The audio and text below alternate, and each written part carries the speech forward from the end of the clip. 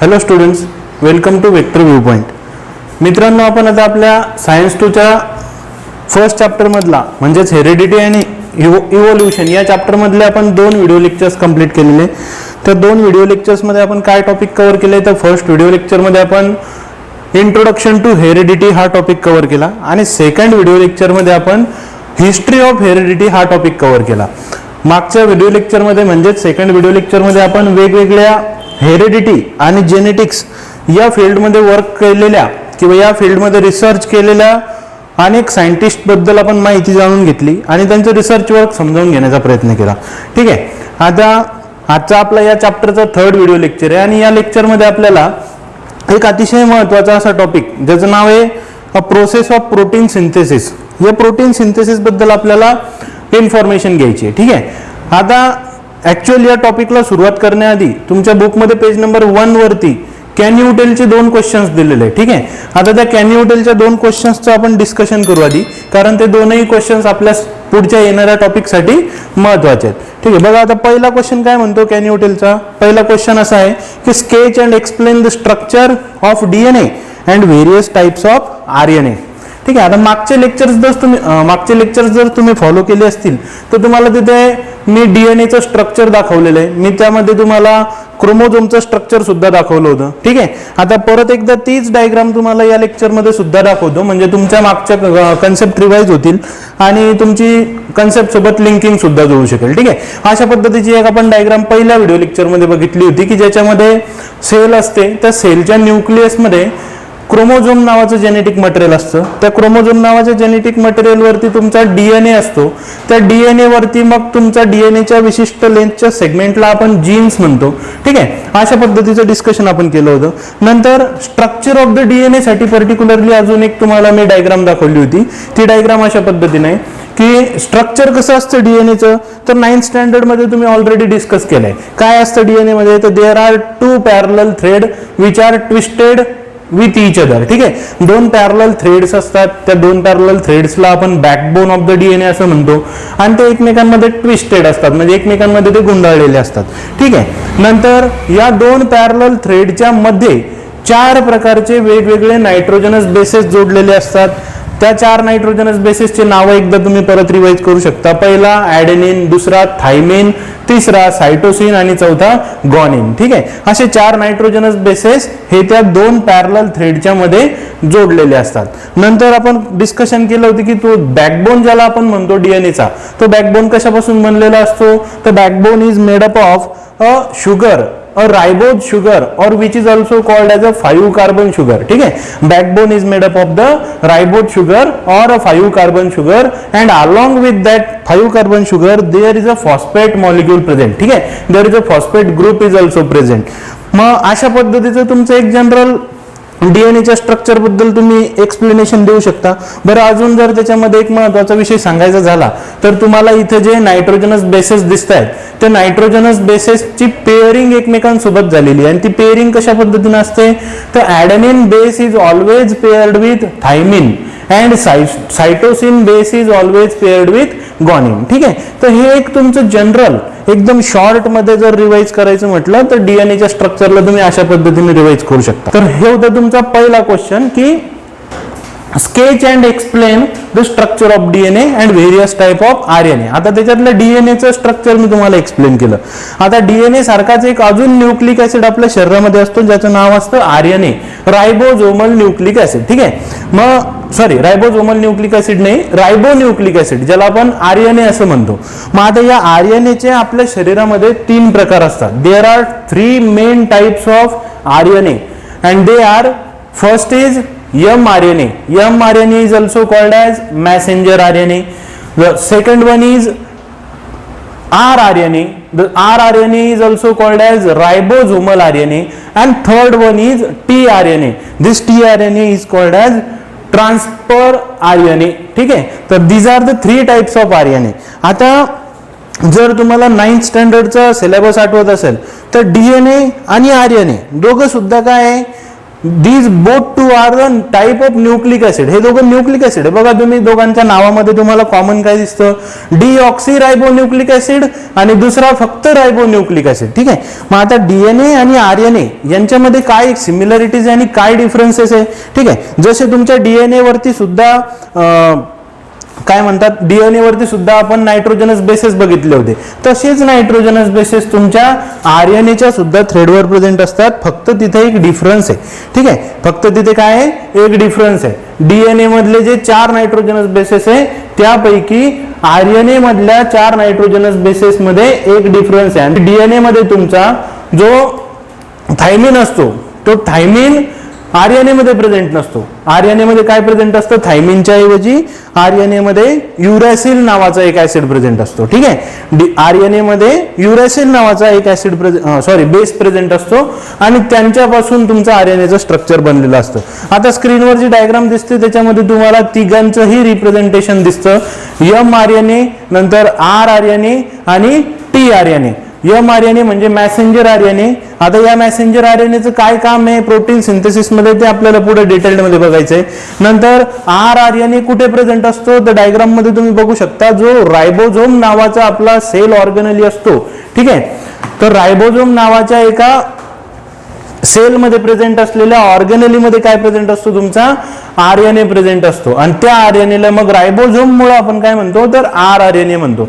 आणि थर्ड जो RNA T RNA, त्या टी आरएनएचं काय काम आहे ते सुद्धा तुम्ही बघू शकता की टी आरएनएच्या तुम्हाला लोअर एंडला 3 नायट्रोजनस बेसेस दिसतील आणि जो अप्पर एंड आहे त्या अप्पर एंडवर टी आरएनएच्या काय जोडलेलं दिसेल डायग्राम मध्ये तुम्हाला, तर एक अमिनो ऍसिड जोडलेला दिसेल. सेकंड कॅन्युटेलच्या क्वेश्चन मध्ये विचारलंय, explain the meaning of genetic disorders and give some example. Explain the meaning of genetic disorders and give some example. 9th स्टँडर्डचा हेरिडिटी अँड व्हेरिएशन या चॅप्टरच्या लास्ट टॉपिक मध्ये तुम्ही व्हेरियस जेनेटिक डिसऑर्डर्स शिकले होते. मग काय असते जेनेटिक डिसऑर्डर्स, तर disorders occurring due to abnormalities in chromosomes or abnormalities in genes are called as genetic disorder. Genetic disorder कशाला म्हणतात, तर disorders occurring due to abnormalities in chromosome or abnormalities in genes are called as genetic disorder. म्हणजे असे आजार जे chromosome मध्ये झालेल्या बदलांमुळे किंवा जीन मध्ये झालेल्या बदलांमुळे निर्माण होतात, अशा आजारांना जेनेटिक डिसऑर्डर असं म्हणतात. मग किती प्रकारचे जेनेटिक डिसऑर्डर शिकले तुम्ही 9th स्टँडर्ड मध्ये, बघा. फर्स्ट टाइपची जेनेटिक डिसऑर्डर जी होती ती होती क्रोमोझोमल डिसऑर्डर. क्रोमोझोमल डिसऑर्डर मध्ये तुम्ही कोणकोणते आजार शिकले होते, नावं जर आठवत असतील तुम्हाला तर तुम्ही Down syndrome, Turner syndrome, Klinefelter syndrome हे जे काही आजार शिकले होते. ठीक आहे. Down syndrome, Turner syndrome, Klinefelter syndrome हे जेनेटिक डिसऑर्डर होते. पण कोणत्या टाइपचे, तर क्रोमोझोमल डिसऑर्डर्स. हे कोणत्या टाइपचे जेनेटिक डिसऑर्डर होते, क्रोमोझोमल डिसऑर्डर या टाइपचे जेनेटिक डिसऑर्डर होते. नंतर सेकंड टाइप जी तुम्ही शिकले होते ती होती मोनोजेनिक डिसऑर्डर. मोनोजेनिक डिसऑर्डर हे नाव वाचून सुद्धा तुम्ही सांगू शकता. मोनो म्हणजे सिंगल, मोनो म्हणजे सिंगल वन, आणि जेनेटिक डिसऑर्डर म्हणजे जीन्स मध्ये झालेल्या बदलांमुळे. ठीक आहे. मग आपल्या शरीरामधल्या आपल्या डीएनए वर प्रेझेंट असलेल्या वेगवेगळ्या जीन्स पैकी कोणत्या पर्टिक्युलर एखाद्या जीन्स मध्ये जर बदल घडले, ठीक आहे, कोणत्या पर्टिक्युलर एका जीन मध्ये जर बदल घडला तर त्या जीन मुळे काय होतं, त्या जीन मध्ये जर बदल घडले तर त्या पर्टिक्युलर जीनच्या मदतीने तयार केल्या जाणाऱ्या प्रोटीनच्या प्रोडक्शनवर त्याचा इफेक्ट होतो. आणि त्या प्रोटीनच्या प्रोडक्शनवर जर इफेक्ट झाला तर तुमच्या शरीरामध्ये काही पर्टिक्युलर एखादी डिसऑर्डर निर्माण होऊ शकते. त्या डिसऑर्डरला मोनोजेनिक डिसऑर्डर म्हणतात. ठीक आहे. परत एकदा सांगतो, मोनोजेनिक डिसऑर्डर म्हणजे काय की तुमच्या डीएनए वर जितके जीन्स आहे त्या जीन पैकी कोणत्या तरी एका जीन मध्ये बदल घडले, त्या एका जीन मध्ये बदल घडल्यामुळं त्या जीनच्या मदतीने तयार केला जाणारा जो काही प्रोटीन आहे त्या प्रोटीनच्या प्रोडक्शनवर त्याचा इफेक्ट होईल. आणि त्या प्रोटीनच्या प्रोडक्शनवर इफेक्ट झाल्यामुळं शरीरामध्ये कोणता तरी एखादा आजार निर्माण होईल आणि त्या आजाराला तुम्ही मोनोजेनिक डिसऑर्डर म्हणू शकता. मग कोणकोणते मोनोजेनिक डिसऑर्डर तुम्ही शिकले होते, तर जसं की अल्बिनिझम. अल्बिनिझम नावाचा एक डिसीज आहे ज्याच्यामध्ये केसांना रंग येत नाही, त्वचेचा रंग चालला जातो. तर अशा पद्धतीचा हा मोनोजेनिक डिसऑर्डर. नंतर सेकंड मोनोजेनिक डिसऑर्डर जो तुम्ही शिकले होते तो होता sickle cell anaemia. Sickle cell anaemia नावाचा आजार तुम्ही 9th स्टँडर्ड मध्ये बघितलाय. त्याचं रिझन, त्याचं प्रिव्हेन्शन, त्याचं ट्रीटमेंट, सगळ्या गोष्टी तुम्ही 9th स्टँडर्ड मध्ये डिस्कस केल्या. मग पहिल्या टाईपचा जेनेटिक डिसऑर्डर कोणता? Chromosomal disorder. दुसऱ्या टाईपचा कोणता? मोनोजेनिक. मोनोजेनिक नंतर आता पॉलिजेनिक. पॉलिजेनिक म्हणजे काय? मोनोजेनिक मध्ये कोणत्या तरी एका जीन मध्ये बदल घडत होते. पॉलिजेनिक मध्ये काय घडणार आहे? एकापेक्षा जास्त जीन मध्ये बदल घडणार आहे. सायमल्टेनियसली एकाच वेळी एकापेक्षा जर जास्त जीन मध्ये बदल घडले आणि त्याच्यामुळे जर काही आजार निर्माण झाला तर त्याला आपण काय म्हणू? त्याला पॉलिजेनिक म्हणू. Poly means many and genic stands for genetic disorder. ठीक आहे. मग पॉलिजेनिक डिसऑर्डर म्हणजे एकापेक्षा जास्त जीन्स मध्ये बदल घडले आणि त्याच्यामुळे काहीतरी एखादा आजार निर्माण झाला. आता या पॉलिजेनिक डिसऑर्डर मध्ये इंटरेस्टिंगली कोणकोणते आजार येतात? तर याच्यामध्ये तुमचे हार्ट डिसिजेस, डायबिटीज, असे जे काही जनरल आजार आहे हे सगळे जनरल आजार तुमचे पॉलिजेनिक डिसऑर्डर मध्ये कव्हर केले जाऊ शकतात. नंतर क्लेफ्ट लिप, नंतर स्पायना बायफिटा, स्पायनल कॉर्ड रिलेटेड एक डिसीज आहे, हे 9th स्टँडर्ड मधलेच आहे. नंतर तुमचा ब्लड प्रेशर रिलेटेड जर तुम्हाला काही समस्या असतील तर या सुद्धा पॉलिजेनिक डिसीजेस मध्ये कन्सिडर होऊ शकतात. नंतर अस्थमा अँड ओबेसिटी, असे वेगवेगळे आजार. ठीक आहे. म्हणजे कॉमनली तुम्हाला जे दिसू शकतात असे सुद्धा आजार तुमचे पॉलिजेनिक डिसऑर्डरच्या अंडर कन्सिडर होतात. आता क्रोमोझोमल डिसऑर्डर, मोनोजेनिक डिसऑर्डर, तिसरी पॉलिजेनिक डिसऑर्डरच्या नंतर चौथी आणि शेवटची प्रकारची जेनेटिक डिसऑर्डर आहे, तिचं नाव आहे मायटोकॉन्ड्रियल डिसऑर्डर. ठीक आहे. काय नाव आहे तिचं? Mitochondrial disorder. आता मायटोकॉन्ड्रियल डिसऑर्डर्स मध्ये काय होतं की शरीरामधल्या ज्या सेल्स असतात त्या सेलमध्ये ज्याला आपण energy house of the cell म्हणतो किंवा power house of the cell म्हणतो, त्या मायटोकॉन्ड्रियामध्ये काही बदल घडतात. काय होतं? त्या मायटोकॉन्ड्रियामध्ये बदल घडतात. मग आता या मायटोकॉन्ड्रियामध्ये घडलेल्या चेंजेसमुळं जर शरीरामध्ये एखादी ॲबनॉर्मॅलिटी आली तर त्या ॲबनॉर्मॅलिटीला, त्या डिसऑर्डरला मायटोकॉन्ड्रियल डिसऑर्डर असं म्हणतात. मग हे झाले तुमचे कॅन्युटेलचे क्वेश्चन्स. ठीक आहे. आपण पहिले डीएनएचं स्ट्रक्चर डिस्कस केलं, नंतर आरएनएचं स्ट्रक्चर डिस्कस केलं फर्स्ट कॅन्युटेलच्या क्वेश्चन मध्ये, आणि सेकंड कॅन्युटेलच्या क्वेश्चन मध्ये आपण डिस्कस केलंय वेगवेगळ्या प्रकारच्या genetic disorder, the types of various types of genetic disorder. ठीक आहे. समजेल. आता प्रोटीन सिंथेसिसच्या प्रोसेसला सुरू करण्याआधी जो प्रोटीन आहे तो प्रोटीन आपण समजून घेऊ आधी. ठीक आहे. Protein can be called as a, और protein is considered as a building block of our body. ठीक आहे. आपल्या बॉडीचा हा काय असतो? प्रोटीन एक बिल्डिंग ब्लॉक असतो. आता प्रोटीन जर तुम्ही बघितलं तर हा प्रोटीन शब्द कसा आला? ठीक आहे. प्रोटीन हा शब्द कुठून आला? तर एक प्रोटिओज नावाचा ग्रीक वर्ड आहे. ठीक आहे. प्रोटीन शब्द कशावरून आला? प्रोटिओज नावाचा एक ग्रीक वर्ड आहे आणि त्या प्रोटिओज नावाच्या ग्रीक वर्डवरून प्रोटीन नावाचा वर्ड तयार झालेला आहे.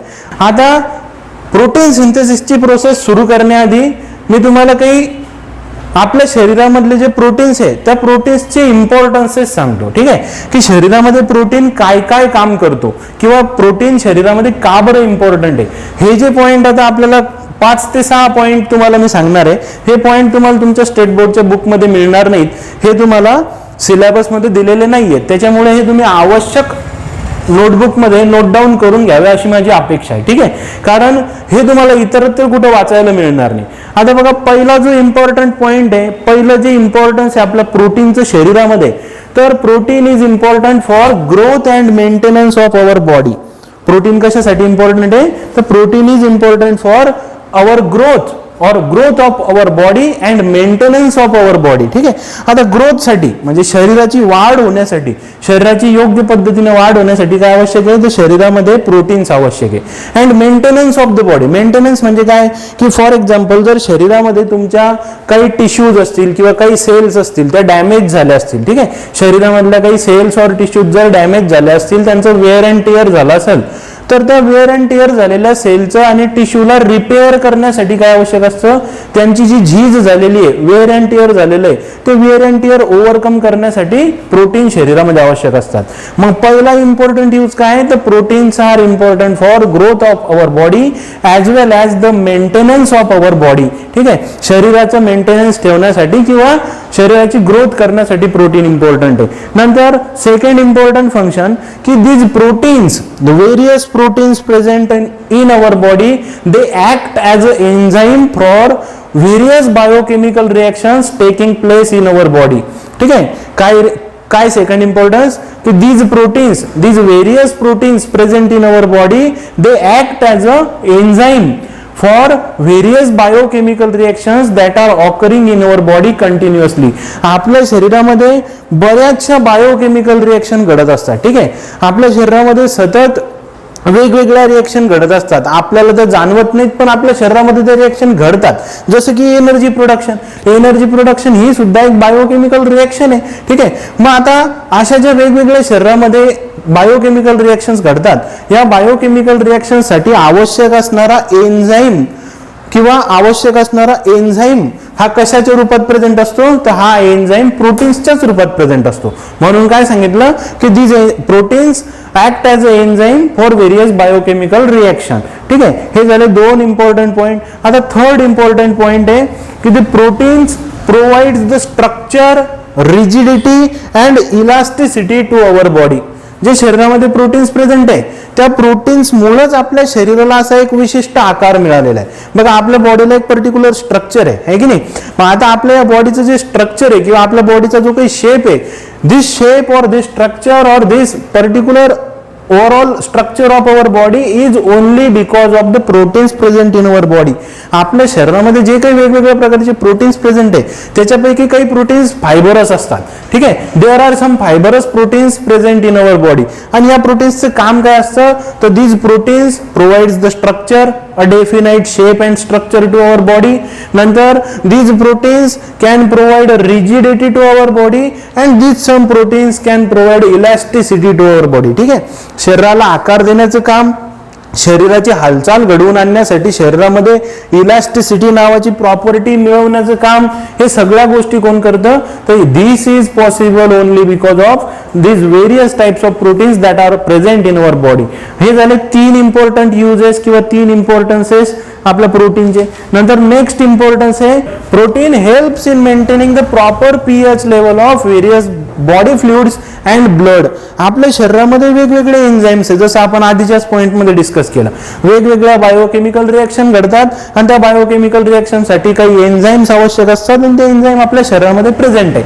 जसं उदाहरण जर सांगायचं झालं तर आपल्या इथं थ्रोटमध्ये ज्या सलायवरी ग्लँड्स असतात त्याच्यामधून, इथं खालच्या बाजूला ज्या सलायवरी ग्लँड्स असतात त्याच्यामधून कंटिन्युअसली सलायवा बाहेर पडत असतो. ठीक आहे, नंतर आपल्या शरीरामध्ये काही एंडोक्राइन ग्लँड्स आहे त्यांच्यामधून कंटिन्युअसली काही हार्मोन्स सिक्रेट केले जातात. बरोबर, त्याच्यानंतर आपल्या शरीरामध्ये ट्रान्सपोर्टेशन सिस्टीम आहे, ब्लड सर्क्युलेशन सिस्टीम आहे, त्याच्या थ्रू कंटिन्युअसली ब्लड सर्क्युलेट होत राहतं. तर जे शरीरामध्ये वेगवेगळे एन्झाईम्स प्रेझेंट आहे किंवा वेगवेगळे बॉडी फ्लुइड्स प्रेझेंट आहे, काही डायजेस्टिव्ह ज्युसेस प्रेझेंट असतात जे डायजेशनचं काम इझी करतात. तर शरीरामध्ये जे असे वेगवेगळ्या प्रकारचे फ्लुइड प्रेझेंट आहे आणि जे महत्वाचा घटक आपला ब्लड प्रेझेंट आहे, या वेगवेगळ्या फ्लुइडचं आणि ब्लडचं प्रॉपर पीएच व्हॅल्यू मेंटेन करण्याचं काम कोण करतं, जे शरीरामधले हे वेगवेगळे प्रोटीन्स करतात. ठीक आहे, शरीरामधल्या वेगवेगळ्या बॉडी फ्लुइडचं पीएच किंवा ब्लडचं पीएच मेंटेन करण्याचं काम प्रोटीन्स करतात. आता नेक्स्ट वाला पाचवा जो इम्पॉर्टन्स आहे, तर proteins helps in a formation of antibodies and fights with various types of infection, that is bacterial infection or viral infection. ठीक आहे, शरीरामध्ये प्रोटीनचं काय इम्पॉर्टन्स आहे, एकदम अतिशय महत्वाचं आणि आत्ताच्या काळामध्ये तुम्हाला जास्त महत्वाचं वाटेल कोरोना काळामध्ये. ठीक आहे, काय आहे तर proteins helps in a formation of antibodies. शरीरामध्ये ज्या अँटीबॉडीज असतात, अँटीबॉडीज कशाला म्हणतो आपण, की बाहेरून एखादा जर फॉरेन सबस्टन्स तुमच्या शरीरामध्ये एंटर झाला, foreign substance in the sense की शरीराबाहेरचा घटक, ठीक आहे, मग तो व्हायरस असू शकतो, बॅक्टेरिया असू शकतो, ज्याला आपण डिसीज कॉझिंग बॅक्टेरिया, ज्याला आपण पॅथोजन्स म्हणतो. ठीक आहे, तर मग असे जर तुमच्या शरीरामध्ये काही घटक एंटर करत असतील तर त्यांच्या विरुद्ध फाईट करण्याचं काम कोण करतं, अँटीबॉडीज करतात. And these antibodies are formed with the help of protein. शरीरामध्ये अँटीबॉडीज जर तयार करायचे असतील तर त्याच्यासाठी सुद्धा काय आवश्यक असतं, प्रोटीन आवश्यक असतं. म्हणून काय यूज सांगितला की proteins are important in the formation of antibodies and they are also important for fighting with various types of bacterial or viral infections. ठीक है, नंतर sixth important use of the protein is proteins are useful for transportation and storage of nutrient. Proteins कशासाठी important आहे, तर proteins are important for transportation of nutrient as well as the storage of nutrients. Nutrients म्हणजे काय, nutrients माहिती आहे तुम्हाला, आपल्या शरीरामध्ये कोणकोणते न्यूट्रिएंट्स आवश्यक असतात ज्याच्यापासून शरीराला एनर्जी मिळते, त्याला आपण न्यूट्रिएंट्स म्हणतो, अन्न घटक म्हणतो आपण. ठीक आहे, म्हणजे जसं की carbohydrate, fat, protein, vitamin, minerals आहे की नाही, तर हे सगळे न्यूट्रिएंट्स आहे. मग आता हे न्यूट्रिएंट्सला शरीरामध्ये शरीराच्या एका भागामधून दुसऱ्या भागापर्यंत ट्रान्सपोर्ट करायचंय, घेऊन जायचंय. तर हे ट्रान्सपोर्टेशनचं काम कोणाच्या मदतीने केलं जातं, पर्टिक्युलर कोणत्याही एखाद्या प्रोटीनच्या मदतीने केलं जातं. ठीक आहे, आता याच्यातही दोन प्रकार आहे. काही प्रोटीन्स जे असतात ते न्यूट्रिएंट्सला ट्रान्सपोर्ट करण्यासाठी वापरले जातात आणि काही प्रोटीन जे असतात ते न्यूट्रिएंट्सला स्टोअर करण्यासाठी वापरले जातात. ठीक आहे, मग काय यूज आहे की proteins can also be used for transportation of nutrients and proteins can also be used as a storage of the nutrient. ठीक आहे, प्रोटीन न्यूट्रिएंटला स्टोअर सुद्धा करून ठेवण्यासाठी वापरले जातात आणि त्या न्यूट्रिएंटला शरीराच्या एका भागातून दुसऱ्या भागात ट्रान्सपोर्ट करण्यासाठी सुद्धा प्रोटीन वापरले जातात. ठीक आहे, आणि लास्ट आपण डिस्कस करणारा लास्ट प्रोटीनचा यूज आहे की protein supplies the energy required for various biochemical processes और various metabolic processes, metabolic activities taking place in our body. ठीक आहे, काय म्हणतो शेवटचा आणि सातवा यूज काय आहे की प्रोटीन इज युजफुल और protein is useful in a formation of energy किंवा protein is useful for supplying the energy required in our body. शरीराला जी काही एनर्जीची रिक्वायरमेंट आहे ती शरीराची एनर्जीची रिक्वायरमेंट पूर्ण करण्यासाठी सुद्धा प्रोटीनची मदत होते. असे वेगवेगळे मी 7 युजेस तुम्हाला आता सांगितले. आता ऍक्च्युअली प्रोटीनचे हे 7च युजेस नाहीये, याच्यापेक्षाही वेगळे युजेस तुम्ही सर्च करू शकता आणि तुम्हाला 100% खात्रीशीरपणे याच्यापेक्षा वेगळे काही युजेस सुद्धा अजून सापडू शकतात. ठीक आहे, पण आपल्या चॅप्टरच्या रिलेटेड किंवा ओव्हरऑल जे युजेस माहिती असले पाहिजे तेवढे युजेस आपण आता इथे डिस्कस केलेले. ठीक आहे, आपल्याला प्रोटीन सिंथेसिसची प्रोसेस शिकायची आहे, प्रोटीन कसा तयार होतो ते शिकायचं आहे, पण प्रोटीनचा यूज काय असतो, प्रोटीनचे युजेस काय, ऍडव्हान्टेजेस काय तेच माहिती नाही. असं अर्ध अधुरं नॉलेज आपल्या काही कामाचं नाही. म्हणून आपण प्रोटीन सिंथेसिसच्या प्रोसेसच्या आधी युजेस ऑफ प्रोटीन किंवा importance of protein in our body हा टॉपिक कव्हर केलेला. ठीक आहे, हा होता आपला व्हिडिओ लेक्चर नंबर 3. आता ऍक्च्युअल जी प्रोटीन सिंथेसिसची प्रोसेस आहे, इम्पॉर्टन्स ऑफ प्रोटीन आपण या व्हिडिओमध्ये समजून घेतलं आणि आता ऍक्च्युअल प्रोटीन सिंथेसिसची जी प्रोसेस आहे ती प्रोटीन सिंथेसिसची प्रोसेस आपण स्टार्ट करू लेक्चर नंबर 4 मध्ये. लेक्चर नंबर 4 थोडा लेंदी होईल, थोडा लांब होईल, पण त्या लेक्चर नंबर 4 मध्ये तुमचं ट्रान्स्क्रिप्शन, ट्रान्सलेशन आणि ट्रान्सलोकेशन या तीनही कन्सेप्ट ज्याच्या थ्रू ओव्हरऑल प्रोटीनचं सिंथेसिस केलं जातं किंवा पूर्णपणे प्रोटीनचं सिंथेसिस केलं जातं, त्या तीनही स्टेप, त्या तीनही प्रोसेसेस आपण लेक्चर नंबर 4 मध्ये बघणार आहे. तर आजचा हा आपला 3rd व्हिडिओ लेक्चर इथंच संपला.